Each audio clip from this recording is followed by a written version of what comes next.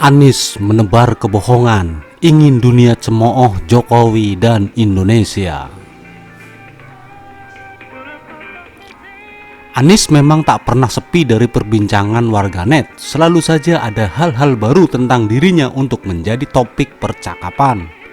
Sikapnya yang kerap membuat publik mengernyitkan dahi itu menjadikannya sebagai topik hangat untuk dibahas. Tidak jarang pula nama Anies Baswedan menjadi trending topik di media sosial Twitter. Bicaranya penuh optimis, tetapi semuanya berhenti di situ saja. Tindak lanjutannya minim. Saban hari rakyat ia bohongi sehingga mesin pencari Google menggelarinya sebagai gubernur pembohong.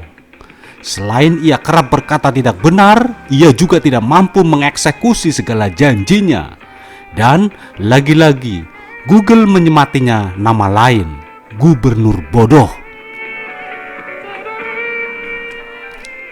Kelihayannya bersilat lidah serta ketidakmampuannya melaksanakan tugas-tugas pokok dan fungsinya mungkin menjadi alasan paling pokok Presiden Jokowi kenapa ia akhirnya didepak dari kabinet kerja yang ia pimpin.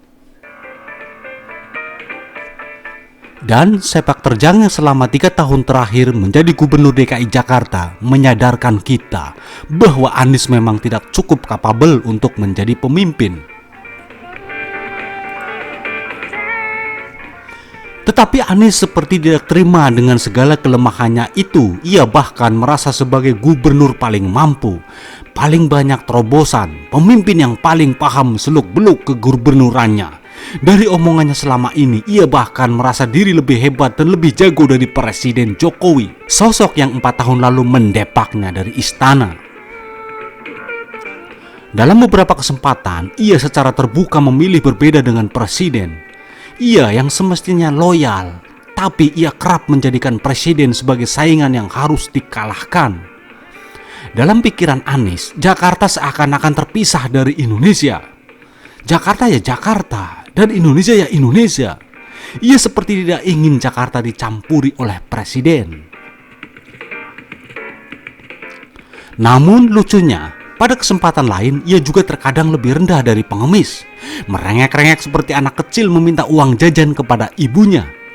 Terkait masalah bantuan sosial untuk warga DKI misalnya, sebelumnya telah disepakati bahwa 3,6 juta orang, 1,3 juta KK akan diberikan oleh pusat dan 1,1 juta kepala keluarga lainnya bersumber dari Pemprov DKI. Nah, belakangan Anies berulah. Ia menyebut bahwa DKI sudah tidak lagi punya uang. Ia lepas tangan. Benarkah DKI sedang kerek? Lebih dari 10 triliun dari APBD-nya telah direalokasi untuk penanganan COVID-19 dan 6,2 triliun diantaranya diperuntukkan untuk bansos. Lalu kemana semua uang itu? Kenapa kas DKI tiba-tiba kosong? Anies sepertinya ingin menciptakan sebuah kekacauan baru. Anies ingin agar rakyat di bawah yang tidak dapat bantuan bansos marah, memaki, hingga menyalahkan presidennya. Setelah kekacauan itu terjadi, ia lalu akan muncul bak seorang pahlawan. Ia lantas akan dipuja sebagai pemimpin yang memperhatikan rakyatnya. Gubernur rasa presiden. Dan hal itu sesungguhnya telah terjadi ketika ia menyatakan Jakarta kehabisan uang. Menteri Keuangan, Menteri Sosial, dan Menteri Koordinator PMK segera bereaksi. Ketiga menteri itu mempertanyakan komitmen Anies untuk memenuhi janjinya sebagaimana ia pernah utarakan dalam rapat terbatas kabinet.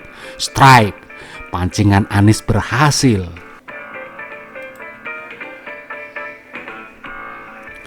Menanggapi pernyataan ketiga menteri Jokowi itu, Anies lantas mengeluarkan pernyataan bahwa Pemprov DKI sesungguhnya telah menyiapkan anggaran sebesar 5 triliun untuk bansos. Lalu kenapa Anies bilang DKI kehabisan uang? Anies sengaja melakukannya agar kekisruhan terjadi. Ia lalu muncul seperti pahlawan demi melambungkan namanya. Belum lagi kekacauan terkait bansos selesai, Anies menciptakan kekacauan baru lagi. Kali ini ia menebar kebohongan terkait penanganan COVID-19 kepada dunia internasional. Tujuannya apa? Lagi-lagi, ia ingin agar masyarakat dunia menganggapnya sebagai pahlawan. Sebaliknya, menganggap Jokowi sebagai pemimpin yang lamban dan plin-plan.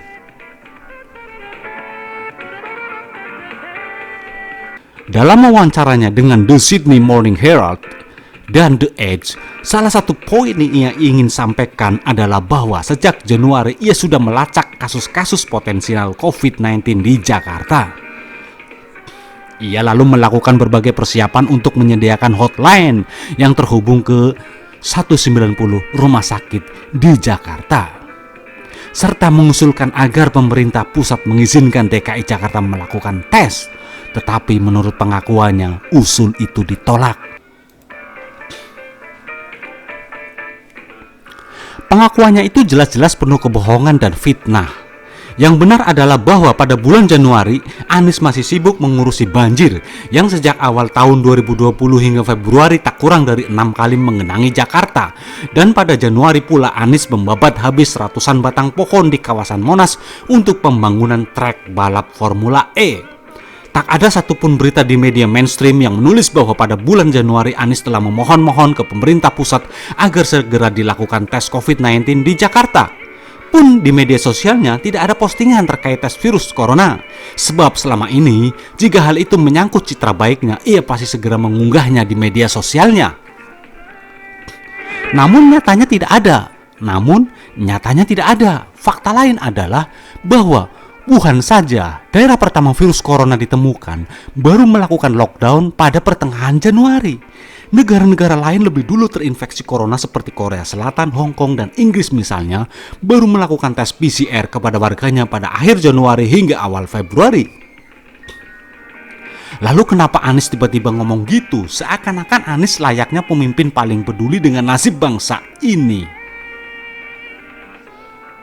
Jika memang Anies sudah melacak kasus COVID-19 di DKI sejak Januari lalu, maka persiapan pemberian bansos di Jakarta tidak akan sekacau seperti sekarang ini.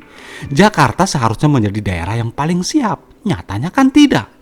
Jakarta amburadul. Jadi sudah jelas bahwa maksud Anies menyampaikan pernyataan yang penuh kebohongan dan fitnah itu kepada pihak The Sydney Morning Herald dan The Edge semata-mata hanya ingin menaikkan pamornya di mata internasional. Dan sebaliknya, ia ingin agar dunia mencemooh Indonesia dan Jokowi.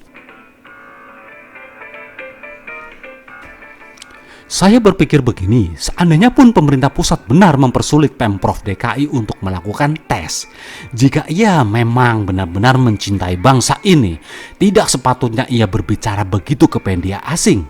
Sebab hal itu justru akan mencoreng wajah Indonesia di mata dunia. Cukup diselesaikan di dalam negeri saja, tidak perlu bangsa lain tahu. Konon lagi, jika tidak benar, saya mau katakan, terkutuklah Anies. Hanya karena dendamnya yang begitu membara kepada Jokowi, ia menebar kebohongan dan fitnah ke dunia luar agar Indonesia dipandang jelek, agar dunia internasional mencemooh Indonesia. Tapi saya yakin segala upaya jahatnya itu tidak akan berhasil. Yakinlah, dunia lebih mengenal Jokowi ketimbang Anies. Dunia juga lebih mempercayai Jokowi ketimbang Anies. Salam Indonesia Satu.